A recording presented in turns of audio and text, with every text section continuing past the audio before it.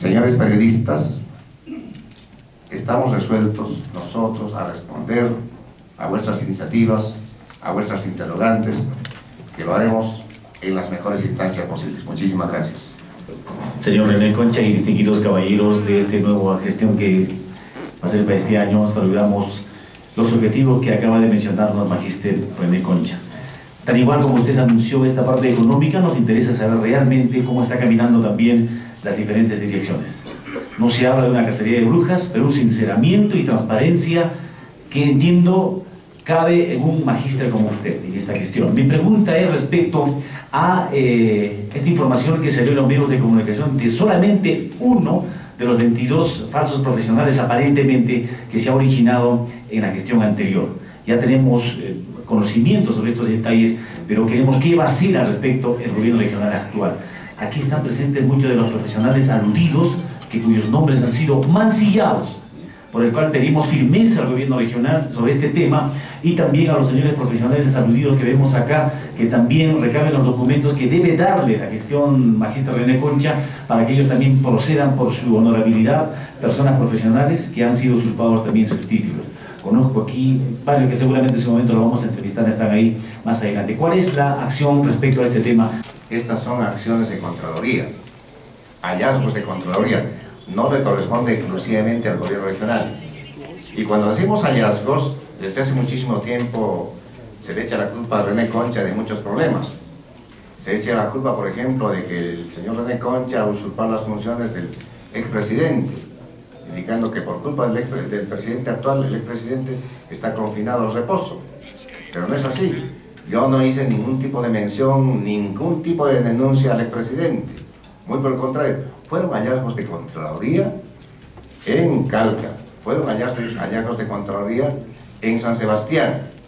Y si continúan los hallazgos de Contraloría, es justamente lo que ha encontrado OSI en el gobierno regional. Le corresponde a Control Interno hacer la denuncia correspondiente. Nosotros no hemos hecho los hallazgos. Es función enteramente de Control Interno. Si a nosotros este documento en realidad nos llega a nuestras manos para hacer el respectivo trámite o reconocimiento, tendremos que pasar a Procuraduría para que haga la denuncia respectiva a la Fiscalía o al Ministerio Público. En concreto es eso. Y si sigue habiendo los hallazgos, como los vamos a encontrar también nosotros, dentro de los términos que corresponden, tendremos que dedicarnos a denunciar. Por ejemplo, yo les adelanto, en una época donde el problema ambiental es creciente, donde estamos viendo el día a día en el Valle Sur, por ejemplo, en Limatán, en Paucartán y en otras zonas, donde la creciente demanda de maquinaria pesada para socorrer a los hermanos de las diferentes subregiones nos piden cada día, no tenemos combustible. ¿Qué ha pasado con el combustible de Defensa Nacional? Literalmente no existe combustible. Son 17.000 galones que deben existir en almacén, pero que no existen. Nosotros seremos firmes en ese sentido de hacer la denuncia respectiva al Ministerio Público, porque no se puede jugar con la vida y los derechos de nuestros hermanos de la región Cusco. Si en otras instancias también existieran fallas, tendremos la firmeza suficiente, como corresponde, en las diferentes gerencias, direcciones, de hacer la denuncia. Estamos trabajando en ese sentido. El concepto de cacería de brujas es del medioevo en Bélgica. Ahí nació este concepto. En nosotros no existe cacería de brujas. Existe el sinceramiento necesario dentro de lo que debemos hacer como corresponde como gobierno regional. El uso de la palabra, señor Ricardo Moscoso. Muchas gracias. Presidente, ante todo quiero saludar la última parte de su exposición, cuando dice que se va a reconocer la deuda también por servicios prestados al gobierno regional, no al que dirigió la institución, sino al gobierno regional por servicios a menos que haya otra gente que hayan hecho otra cosa respecto a la publicidad. Saludo realmente esa posición y creo que vamos a llegar a buen puerto, como usted lo ha manifestado el día de su instalación. Lo que le interesa a la región, presidente, y a los señores funcionarios, es saber cómo se va a invertir el total de recursos económicos que tiene disponible la región. No es cierto, presidente, que se reste los 150 millones de préstamo de los 456. Es parte de esos 456, ¿cierto? Entonces tenemos que hablar en términos de 456 millones, no rebajar 150 millones, porque este dinero es fresco, es un anticipo del presupuesto que le da el Banco de la Nación como crédito y que va a ser utilizado en los proyectos que ustedes tienen priorizados. Me gustaría, como técnico que soy también, de que se diferencie cómo se va a invertir por concepto de bonos soberanos que tienen nombre propio. ¿Cómo se va a invertir esos 150 millones de crédito que también tienen nombre propio por acuerdo, por resolución del Consejo Regional? Y la diferencia de todo esto, ¿cómo se va a programar? Me preocupa que entre los proyectos emblemáticos no haya mencionado el estadio Inca Garcilaso de la Vega. Entonces, esto es muy preocupante.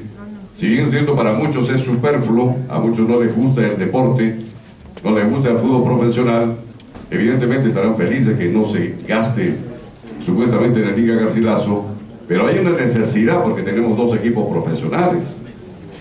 Y este es un estadio que debe ser concluido porque debe ser el alternativo al Estadio Nacional para torneos internacionales. Queremos nosotros corresponder a la gran hinchada deportiva que tienen no solamente en los clubes, sino todo el Cusco. Los estadios se han modernizado. Para esto han venido 2 empresas del exterior para, no les digo para reconstruir el estadio, para supermodernizar el estadio. No tenemos el dinero suficiente, pero sí estamos nosotros ampliando la cobertura que ellos pueden hacer obra por impuestos como también con financiamiento propio. Los estadios ya no tienen el techo rígido, sino tienen otro tipo de techo que nos han ofertado diferentes empresas. También debo mencionarles algo muy esencial. ¿Cómo es de que en Brasil el estadio más caro que se ha construido para este mundial cueste 240 millones? Y la obra correspondiente al estadio Garcilaso tiene pues una suma alzada de aproximadamente 33 millones de dólares. Era preferir construir un nuevo estadio. Estamos haciendo un nuevo reordenamiento en ese sentido. En relación a la pregunta del señor Moscoso, paso a señalar lo siguiente. Primeramente, la mención que se hace respecto a los recortes presupuestales está referido a las transferencias que realiza el gobierno central por canon y sobrecanon.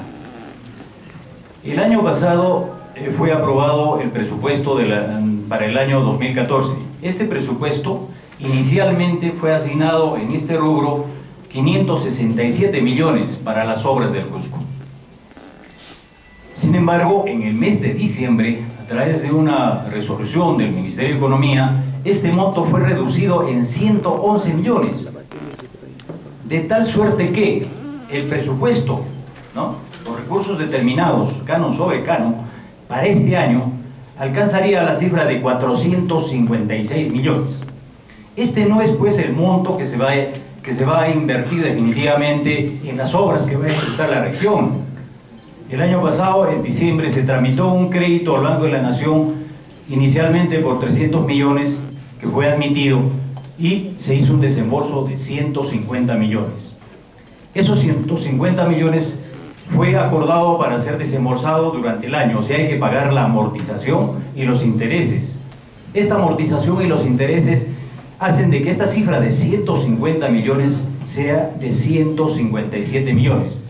O sea, del monto total que ha sido asignado a través de Canon hay que restarle este monto porque tiene que devolverse al Banco de la Nación. Entonces, ¿de qué estamos hablando? Estamos hablando de una disponibilidad real de 298 millones para la ejecución de obras, de los cuales, como ustedes saben por ley, hay que destinarle un monto determinado para lo que es el mantenimiento de la infraestructura. Respecto a los bonos soberanos, efectivamente, este es un trámite que se ha realizado. Hemos cursado ya la comunicación, el señor presidente ha solicitado la aprobación al Consejo Regional para que se haga el traspaso de los fondos a través del Ministerio de Economía y Finanzas al gobierno regional por 55 millones. Esto tiene solamente dos destinos. Uno de ellos el Hospital Antonio Lorena por 35 millones y el saldo hacia la vía de evitamiento. Presidente, señores funcionarios, muy buenos días, colegas periodistas. Después de escucharlo acerca de esta paralización de 317 proyectos menores a 3 millones de soles, entiendo por qué trae usted el rostro descompuesto y la preocupación que se puede ver en muchos de sus funcionarios, porque en pocas palabras, esta mañana nos ha dicho usted que el gobierno regional está en quiebra.